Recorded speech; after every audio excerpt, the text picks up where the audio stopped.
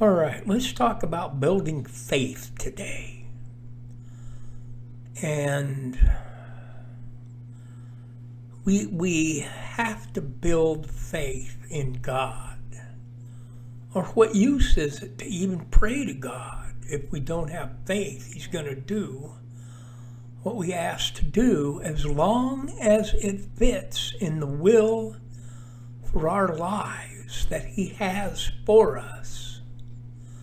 It does no good if we don't have faith. And there are things in my life right now. I'm single, I'm lonely, but I have my mom to take care of. So I do have responsibilities. I own the house, so I must take care of the yard and the house and da-da-da-da-da. So, as that goes, it keeps me busy, keeps my mind off of stuff. But there is this time pressure thing. It was like God promised Abraham that he would be the father of many nations, but he didn't have children. And God actually came to Abraham and said, look, you're going to have a child. And Abraham waited and waited. And then Sarah, his wife, said, no, look, this ain't happening. I'm too old. You're too old. Give it up. I'll tell you what. I have a maidservant named Hagar. You can go ahead and enter into her, and then you'll have the baby that God promised. And so Abraham thought, oh, what the heck? Why not? I've been waiting so long and there's no kid. What's going on?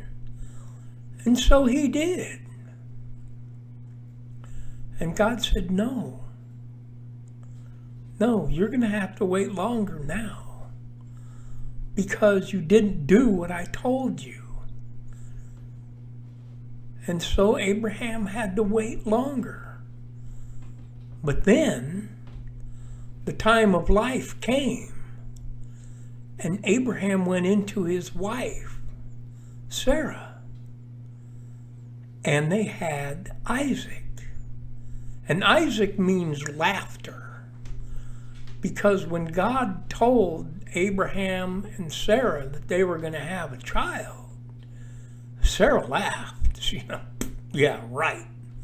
At my age, I'm going to have a kid. Get out of here. So she laughed. And they called him Isaac. Laughter. But I suppose that would be a reminder to them to wait on God. But then God came to Abraham and said, look, sacrifice your son Isaac. Okay. Now, this is where Abraham's faith came in strong. He would remember that the thing with Hagar and say, okay, we're out of here. Let's go, Isaac, we're going to go make a sacrifice. And so Abraham must have had it in his mind. Well, God gave me Isaac, but I waited.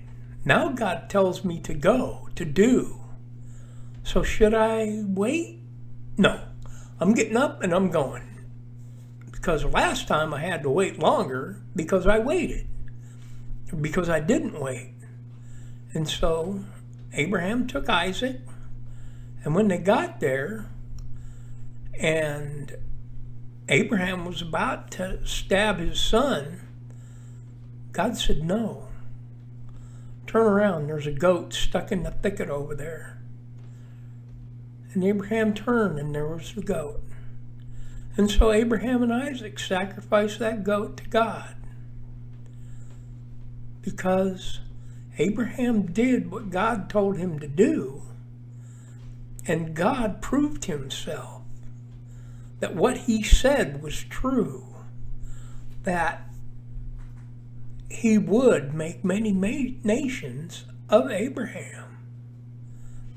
Now, in my life right now, I would love to have a partner, somebody to help me. Because this is hard. Taking care of an elderly person is hard. But God says, wait. But there is a Hagar in my life. There is this beautiful lady that works at a restaurant. And boy, she is beautiful. And she has a smile that would melt the heart of the most evil person there is. But God said no. God said wait. Because I live in an area that people come here to winter because it's warm here in winter. And so God says wait. Wait for the winter people to come back. Then I will show you. And so I must build faith, knowing that God is true. It's tough. It is. Because we humans, we live in a day of instant convenience. And now. You turn on the TV, you don't have to walk down the street and do stuff and then do this and that and the other, and then the TV might come on. No, you click the button and there it is. TV.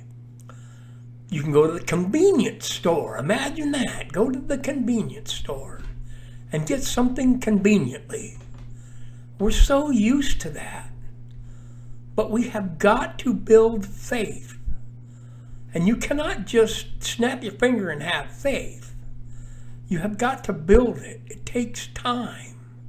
God gave us time.